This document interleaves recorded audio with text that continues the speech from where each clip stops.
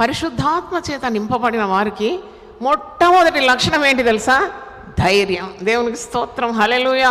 ఆ పరిశుద్ధాత్మ పొందుకున్నప్పుడు పిరికి పేతురు, కానీ ఆత్మ నింపుదలైన తర్వాత అపోస్తల కార్యం 1:14 శిష్యులతో, మరి అక్కడున్న విశ్వాసులతో, కొంతమంది స్త్రీలు కూడా ఉన్నారంట, యేసు తల్లి అయిన మరియ కూడా ఉన్నాడు.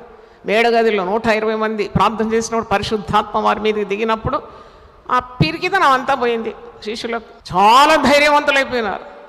పోతే పోని ప్రాణం, I will lay down my life for Jesus అని అనుకొని ఆ భయమే పోయింది, ఆ పిరికితనం పోయింది. బహుధైర్యంగా వాక్యం అందిస్తే 3000 మంది రక్షణ పొందినారంట. చప్పట్లు కొట్టి దేవుని స్తుతించండి. మళ్ళీ బహుధైర్యంగా వాక్యం అందిస్తే 5000 మంది రక్షణ పొందినారు. మనం సువార్త చాటించకుంటే ప్రజలు రక్షణ ఎలా పొందుతారు? ప్రతిసారి ఈ మాట నీకు గుర్తు రావాలి. Be daring. చిన్న జీవితం అయినా ధైర్యంగా బ్రతికితే ఎంత అందం ఉంటుందండి. పిరిగివాడు